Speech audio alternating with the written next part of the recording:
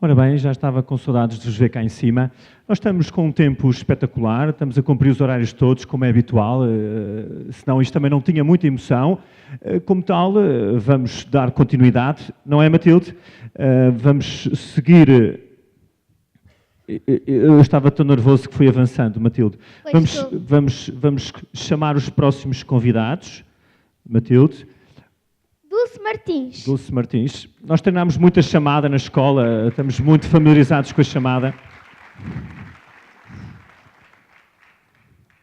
Pode seguir. Pedro Cunha. Pedro Cunha.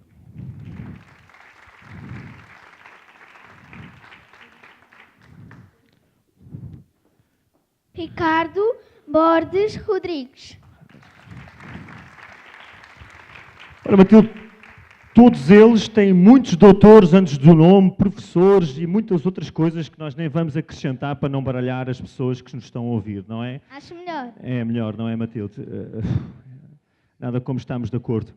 Ora, o que é que vamos falar neste primeiro painel? É aqui exatamente, a seguir ao primeiro painel, à direita. Pensamento emocional nas escolas. Ora bem, é o que faz falta, é pensamento emocional nas escolas. A cadeira está vaga, por isso não se vira às costas. Que coisa espetacular. Ora, nós estamos online, em streaming, para todo o mundo e lá para casa. Por isso, quem quiser acompanhar também, vai ali fora e volta. Pode nunca perder uma pitada, não é, Matilde? Claro. Estamos aqui com 3 câmaras. Vai começar a Dulce, correto? Não. Vai começar o Pedro, obrigado pela partida, não faz mal. Estamos cá. E eu tinha feito contas a que cada um tinha muitos poucos minutos. 3 minutos e 45 segundos. Por isso, não se acanhem. É aproveitar. Não é? Eu vou ficar aqui a fazer companhia aos senhores, Matilde. Também pode, ótimo. Ora, é que está. Ficamos os dois.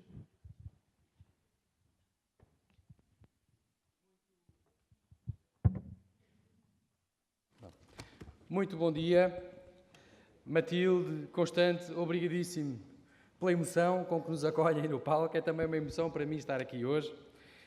Eu queria, antes de mais, agradecer o convite para aqui estar. Queria felicitar a organização, o Agrupamento de Escolas de Lumiares, de Freguesia, os nossos parceiros espanhóis, o ISCTE, que aqui nos acolhe uma vez mais. Queria felicitar, na pessoa da Maria Caldeira, todos os professores do Agrupamento de Escolas de Lumiar. Não nos esqueçamos que esta é uma iniciativa de um agrupamento de escolas. E isso, em si, é um sucesso. Porque é um agrupamento de escolas que elegeu este tema como um tema mobilizador, que congregou um conjunto muito importante de professores em torno de um tema que, como vamos ver a seguir, não é necessariamente óbvio, ou não tem sido necessariamente óbvio.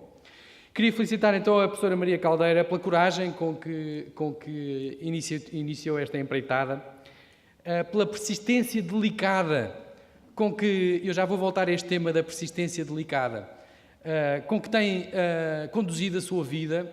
Eu conheci a Maria naquela escola, naquele território do Alto Lumiar, e quem trabalha com ela sabe bem que a Maria não aceita um não como resposta, e também sabe bem que a Maria não se deixa impressionar com aquilo que muitas vezes é aparente nas crianças com quem nós trabalhamos. A Maria concentra-se muito, não no que é aparente, mas muito no que é latente, e latente em todos nós há um enorme potencial para ser desenvolvido.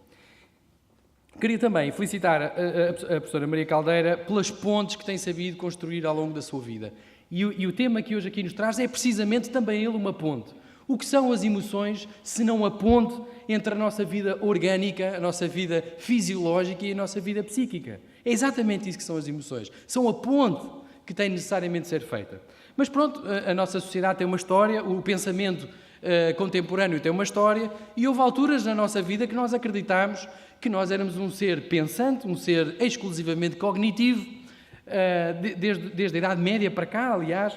Muitos escreveram, muito se pensou sobre isso, mas felizmente começa agora a surgir, quer na agenda internacional, estou a pensar na OCDE, estou a pensar na Comissão Europeia, estou a pensar no Conselho da Europa, estou a pensar no Fórum Económico Mundial, cada vez mais está na agenda das nações o tema do potencial humano, não só do ponto de vista do conhecimento, mas também do ponto de vista das competências sociais, das competências emocionais.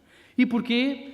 Porque é cada vez mais evidente, e a evidência científica suporta isto de uma forma muito particular, que o conhecimento não é suficiente para lidar com os desafios, não é que os futuros nos coloca, os desafios que a realidade contemporânea nos coloca.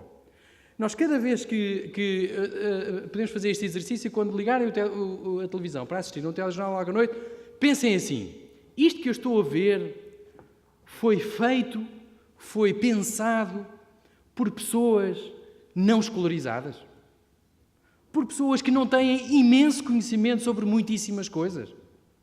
Como é que é possível que pessoas altamente escolarizadas pensem determinadas coisas, façam determinadas coisas a si e aos outros que os rodeiam? Como é que é possível expulsar 700 milhões de pessoas tendo andado 12 anos, pelo menos, numa escola, ignorando o que é a vida dessas pessoas? Isto prova bem que, por muito conhecimento que nós trabalhemos, ele não será nunca suficiente para vivermos em sociedade. É preciso acautelar um outro aspecto da existência humana, que é precisamente o aspecto social, o aspecto emocional. Este exemplo que a professora Maria, a Escola Agrupamento Lumiar, nos trazem aqui hoje, tem também um outro aspecto simbólico que eu gostava de destacar e assim concluo. Esta Escola Agrupamento do Alto Lumiar, da qual eu fui perito externo, aqui partilhamos os três o epíteto de perito externo ou consultor TAPE. Esta escola opera, funciona num contexto muitíssimo desafiante, como muitos dos contextos de onde provém a maior parte das pessoas que estão nesta Assembleia. Só que esta escola percebeu algo que está na origem do pensamento emocional, que é isto: não me interessa como professor, como líder escolar, como força de segurança, como parceiro da sociedade civil, não me interessa o que é que estas pessoas são. Não me interessa. Isso não me diz nada. Interessa-me muito o que é que estas pessoas podem fazer. Não me interessa se estas famílias são muito escolarizadas ou pouco escolarizadas. Interessa-me o que é que estas famílias podem fazer. Não me interessa se esta escola é muito bonita ou está a precisar de obras, Maria. Não me interessa. Interessa-me o que é que eu posso fazer nesta escola. Não me interessa se esta zona, se este bairro onde eu trabalho é um bairro difícil, que tem tensões constantes. Interessa-me o que é que eu consigo fazer com estas pessoas que aqui tenho. E é exatamente esta capacidade de ir para além do óbvio, de ir ao latente, que caracteriza as pessoas que já perceberam a importância das competências emocionais. Mas, infelizmente, o tema do pensamento emocional tem sido algo pendular. Nós já assistimos a momentos da política educativa, em que alguns designaram como back to basics. Já assistimos a momentos da política educativa em que toda a tónica estava colocada no saber, no conhecimento, na aprendizagem. Também é verdade que também tivemos outros momentos na nossa história da educação em que a grande tónica era no bem-estar, e nas competências transversais, como se elas fossem finalidades em si mesmas. Portanto, no fundo, temos aqui um movimento pendular entre uma tese e uma antítese. Parece que se opõem permanentemente. E é hora de fazer a síntese, de compreender que o pensamento emocional é indissociável do pensamento cognitivo. E que num contexto como um contexto educativo não podemos falar de aprendizagem sem falar de pensamento emocional, sem falar de competências pessoais e sociais. Elas são interdependentes. Numa escola tradicional, nós trabalhamos algumas funções cognitivas básicas. A atenção, a concentração, a memória, a tomada de decisão, a motivação. Estas são competências básicas. E assim... Exatamente. Exatamente. Aí está uma grande competência transversal, que é a da assertividade, que é ser capaz de dizer aquilo que é preciso ser dito na hora certa. Portanto, termino com esta ideia. Educar não é outra coisa senão persistir com delicadeza, que foi por aí que eu comecei. E persistir com delicadeza exige a quem está na escola, a quem está na sala de aula, a capacidade de reconhecer as emoções das pessoas com quem está a trabalhar. É preciso colocar uns óculos especiais que todos nós temos de desenvolver. Eu não tenho nenhum patrocínio de nenhuma marca de óculos, mas é preciso colocar umas lentes especiais para ir muito para além do óbvio. E quando entramos nas salas de professores, nós ouvimos muitas vezes: aquele aluno fez isto, e fez isto, e fez isto, e fez isto, e disse-me aquilo, e disse-me aquilo outro, e fez uma birra assim, e comportou-se assado. Mas não estamos a falar do que de facto se passou naquela sala. Aquilo é o que é óbvio, é o que é aparente. E, portanto, eu agradeço muito o convite e desejo que a todos hoje consigamos aumentar ou melhorar as nossas lentes com que interpretamos aquilo que se passa à nossa volta e com que navegamos nesta nossa vida. Muito obrigado, bem-aja, um bom dia. Muito obrigado, Pedro. Muito obrigada.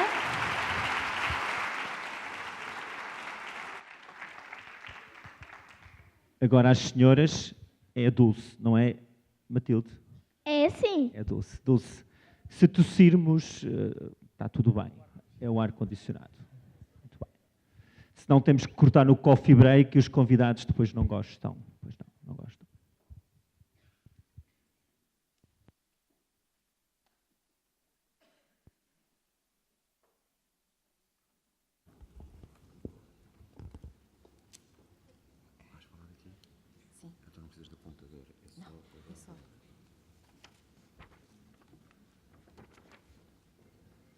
Ora então, muito bom dia.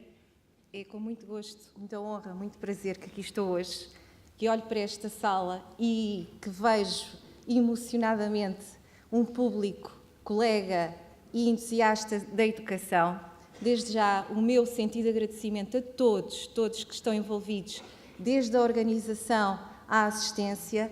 Muito obrigada por estarem aqui hoje. É um prazer contar convosco e sem vós isto não seria possível. Ora bem, a Gênese já foi aqui apresentada, mas eu tenho que contar um bocadinho da minha história neste processo. Era uma vez, há um ano atrás, a Maria, que era diretora de escolas do agrupamento Alto Lumiar, como já foi aqui referido, a escola que eu acompanho como perita externa, e informalmente começámos as duas a falar sobre a questão do pensamento emocional, que é de facto uma premissa básica para a aprendizagem e que falta e que falha nas nossas escolas. Quando a Maria me desafiou, pensei e repensei e disse: vamos a isto. Fomos as duas para Madrid, conhecemos os colegas espanhóis e com muito gosto aqui os temos hoje, e tudo aconteceu a partir daí. Esta iniciativa ou este grupo de professores são entusiastas da educação e por isso o dia chegou. Mas o dia chegou com muitas anotações pelo caminho, porque a emoção também se faz caminhando, não é? E então ofereceram-me um caderno para eu não me esquecer de absolutamente nada e de até ir registando alguns dos meus sentimentos neste processo todo. O dia chegou e logramos todos com isto. Gracias por todo. Ora bem, nós estamos na era da evolução tecnológica e com a nossa persistência e curiosidade humana temos evoluído bastante na questão da inteligência artificial. A ideia de reproduzir faculdades humanas como a criatividade, o autoaperfeiçoamento, o uso da linguagem tem ganho grande visibilidade em todos os contextos da nossa vida societal.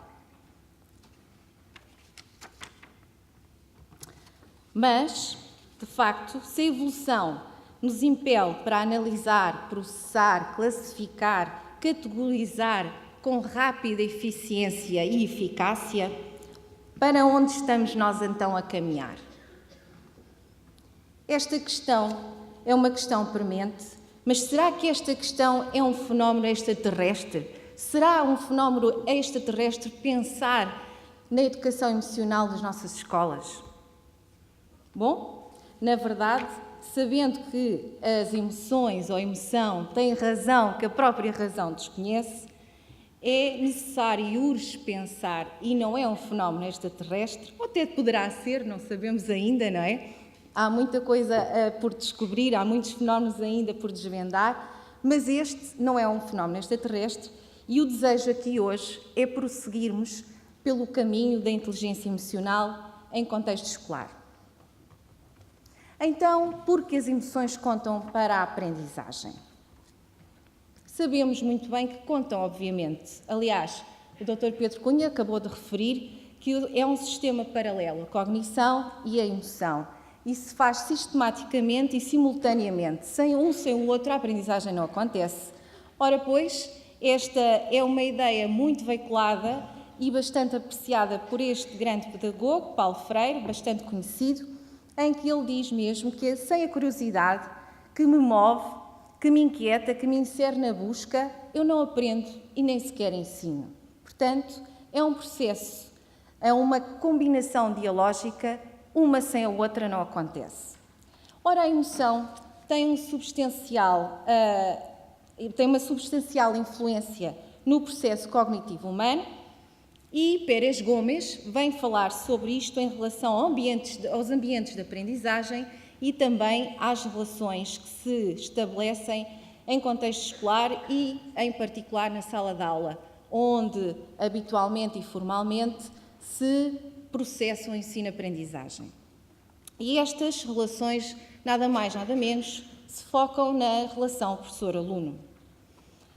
Sabemos também que a escola é um contexto de grande pluralidade cultural, mas que direciona a construção de significados para a relação do professor-aluno. Ora, essa construção de significados enfatiza a necessidade, de facto, de uma mudança, mas não é uma mudança qualquer, é uma mudança que precisa de reflexão. E esse é o nosso ensejo hoje aqui. Refletir na necessidade da individualidade e da coletividade ao mesmo tempo, em simultâneo, para que, desta forma, se possam cada vez mais envolver diversos aspectos pedagógicos e psicológicos sobre a interação dos indivíduos e de que forma é que esta interação participativa e ativa poderá vir a beneficiar quer as organizações escolares, quer também a questão da aprendizagem e do processo de ensino-aprendizagem. Ora bem, a relação professor-aluno centra-se então na capacidade de ouvir, refletir, discutir e no nível de compreensão e reflexão que a criação entre estas pontes de ouvir, refletir e discutir geram no conhecimento individual e coletivo. Sabemos também que, ao longo do tempo, tendencialmente a escola tem privilegiado as funções das aprendizagens cognitivas e executivas, mas tem descurado um pouco, de facto, e como sabemos, não é assim tão pouco, a questão das emoções. Mas sem emoção não há razão e, sublinhando até aqui o erro de Descartes, subejamente conhecido segundo Damásio, estamos no caminho, então, certo, de pensarmos que, para aprender, é necessário implicar os dois sistemas operativos, quer a razão, quer a emoção. Não é possível uma sem a outra, as emoções são o suporte básico afetivo e necessário para que a aprendizagem ocorra e os responsáveis pelo processamento do conteúdo informativo a nível verbal e simbólico. Ora, prestar atenção no comprimento do tempo é uma questão emocional e é com emoção e que digo que vou já terminar, que a função cerebral é, de facto, aqui em primazia projetada ou baseada na emoção. Ora, estes dois sistemas estão em simultâneo, como já sabemos, e um sem o outro não ocorre. E porquê é que ele é realmente importante na aprendizagem? Porque diversos estudos nos têm dito que as situações emocionais são lembradas de forma mais clara, mais precisa e por maior período de tempo. Então, qual poderá ser o papel das escolas neste aspecto? Muito sumariamente, a escola tem então nas suas mãos uma grande responsabilidade: criar, promover condições para a educação, nomeadamente para a educação de futuros cidadãos. E como é que isto se pode fazer? Através de atividades de aprendizagem cooperativa, onde a partilha é sistematicamente abordada, onde a corresponsabilização dos alunos, dos professores e de todos os agentes educativos intervenientes em atividades ou nestas atividades podem estar em simultâneo a ocorrer. Com isto, pretendem-se então alunos mais envolvidos e motivados e, desta forma, criamos também escolas emocionalmente inteligentes. E o que serão então estas escolas emocionalmente inteligentes? Escolas onde se consegue partilhar com abertura e sinceridade a educação, mas uma educação virada para a construção de significados democráticos. Grata pela vossa atenção e...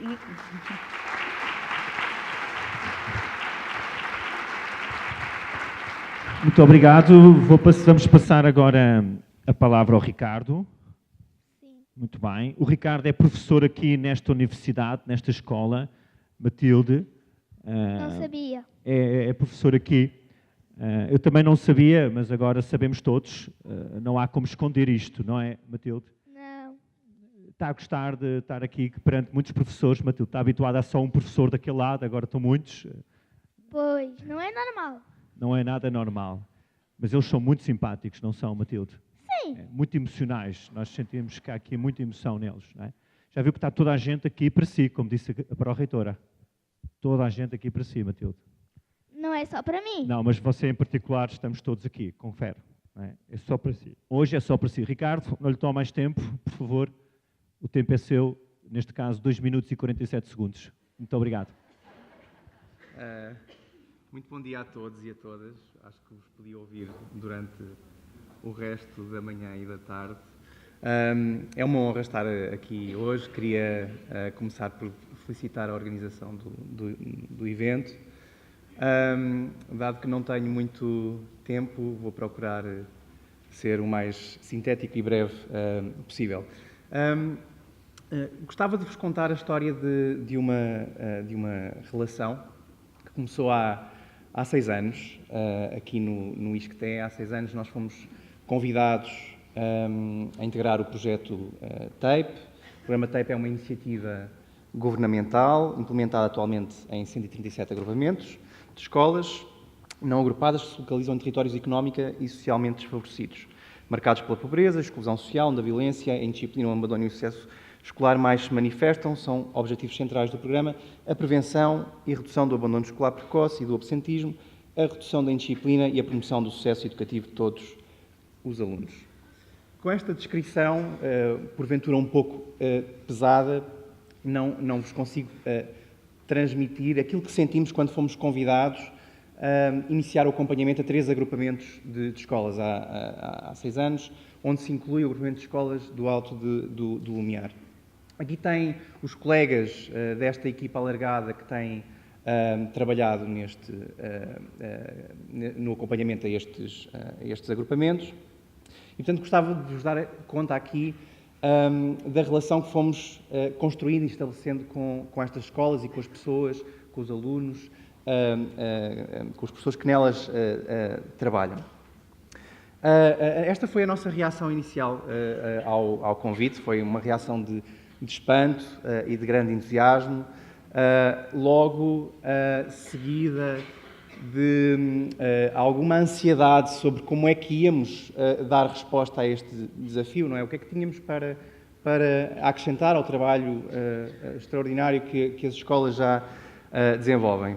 Achámos que para início de relação, mais do que irmos para as escolas destilar sabedoria, achámos que devíamos começar esta relação, esta conversa, perguntando às escolas, concretamente aos professores, como é que eles veem o fenómeno educativo, não é? Concretamente, e fizemos isto muitas vezes com grupos de professores, perguntámos-lhes, do vosso ponto de vista, quais são os principais preditores do sucesso escolar.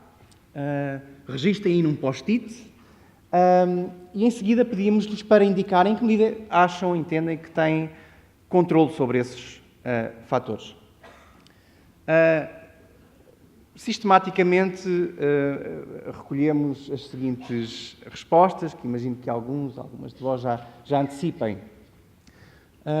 Os 2 principais preditores, na perspectiva de muitos professores que ensinam nestes territórios, são a motivação dos alunos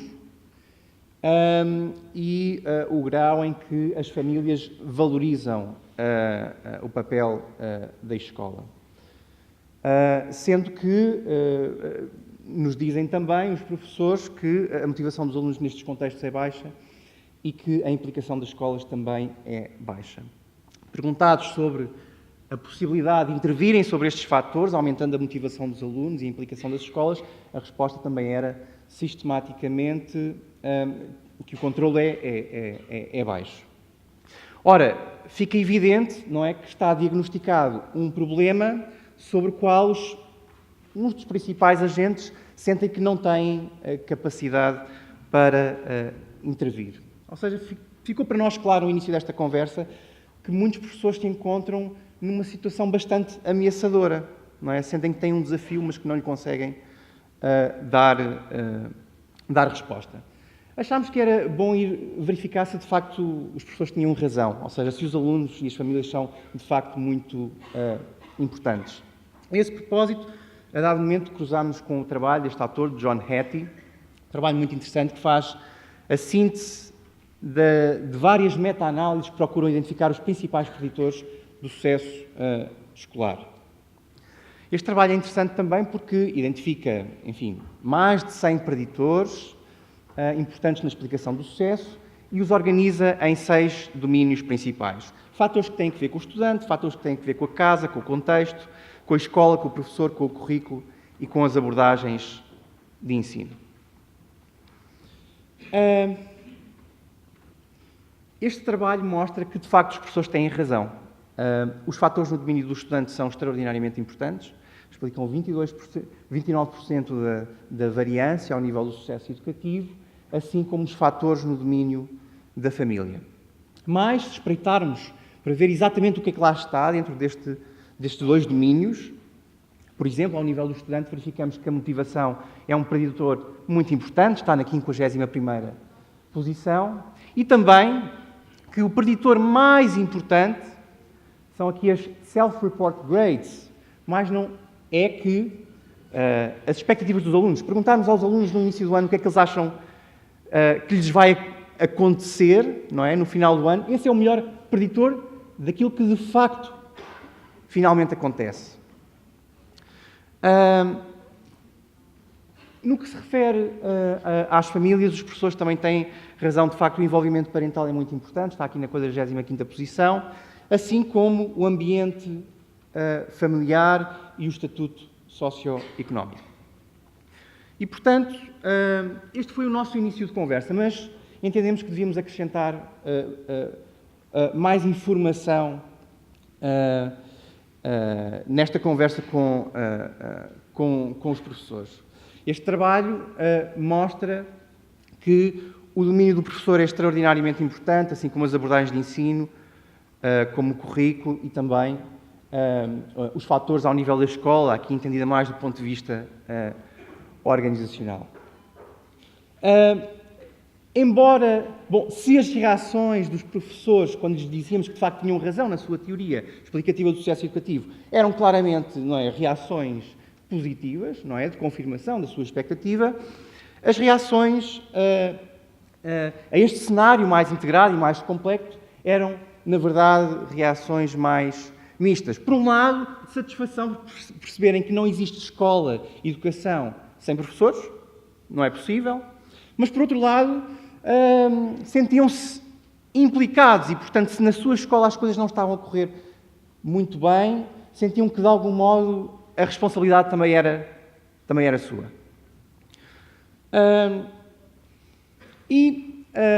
O desafio... Eu gostava de vos ouvir tossir, se pudesse.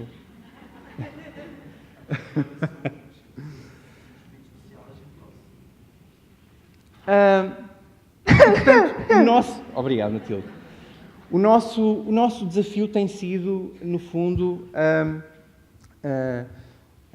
desenvolver esta reflexão sobre o que é que a escola pode fazer de diferente, de uma forma que não seja ameaçadora para os professores. Há um conjunto de iniciativas que estão no terreno e que visam promover esta reflexão numa perspectiva de trabalho colaborativo entre os professores. A este propósito, ou seja, temos procurado desenvolver esta reflexão, procurando colocar os professores a falarem uns com os outros e temos tentado fazer isto demonstrando o valor acrescentado de pensar a educação em conjunto.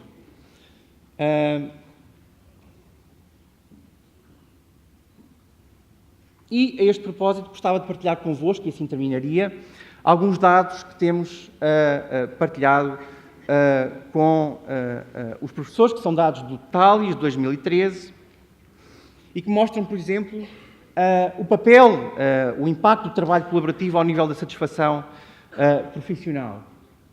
Tem aqui a variação do trabalho colaborativo, nunca até uma vez por ano, 2 a 4 vezes por ano, 5 a 10 vezes por ano, 1 a 3 vezes por mês. Aqui a satisfação. E fica evidente que nas diferentes modalidades de trabalho colaborativo, parque pedagógico, observação de aulas, atividades conjuntas, aprendizagens colaborativas, que à medida que aumenta a frequência, também aumenta a satisfação. Portanto, uma forma de promover, desde logo, a satisfação nas escolas é, sem dúvida, colocar os professores a trabalhar em conjunto. Será que isto é importante apenas para a satisfação dos professores? Os dados do TALIS mostram-nos que não. Que os impactos são extraordinariamente alargados. Portanto, perguntados os professores sobre os impactos do feedback em diferentes indicadores, a maioria refere registar, notar impactos positivos ao nível da autoconfiança, da motivação, da satisfação profissional, conhecimentos e conteúdos, práticas de ensino, reconhecimento público, responsabilidades profissionais, entre outros. E, portanto, gostaria de terminar com esta nota, dizendo que, se queremos promover as aprendizagens, temos desde logo que cuidar da satisfação dos professores, não só dos alunos, mas também dos professores, que uma via rápida para conseguir isso é, de facto, promover o trabalho colaborativo, mas isto não basta. Um dos aspectos que temos identificado como talvez dos mais ameaçadores à atividade docente nestes contextos muito desafiados do ponto de vista socioeconómico é esta perspectiva sobre o ensino, que urge questionar, no mínimo, a ideia de que a medida do bom professor e da boa escola é o grau de excelência dos alunos. Nestes contextos, os professores sentem que é extraordinariamente difícil que os seus alunos sejam excelentes no espaço de 1 ano, 2 anos, 3 anos. Portanto, esta exigência é uma exigência muito ameaçadora para os professores. E, nesse sentido, a perspectiva, a alternativa, no nosso entender, deverá ser esta. A ideia de que a medida do bom professor e da boa escola é a capacidade de gerar bem-estar. Este deve ser um desígnio explícito em si mesmo, da escola, e desafiar as expectativas dos alunos, dando a cada um a oportunidade de progredir em direção à excelência. Portanto, o desafio deve ser o desafio da progressão e da melhoria. E se estamos a progredir, se estamos a melhorar, estamos, sem dúvida, no caminho da excelência. Muito obrigado pela vossa atenção.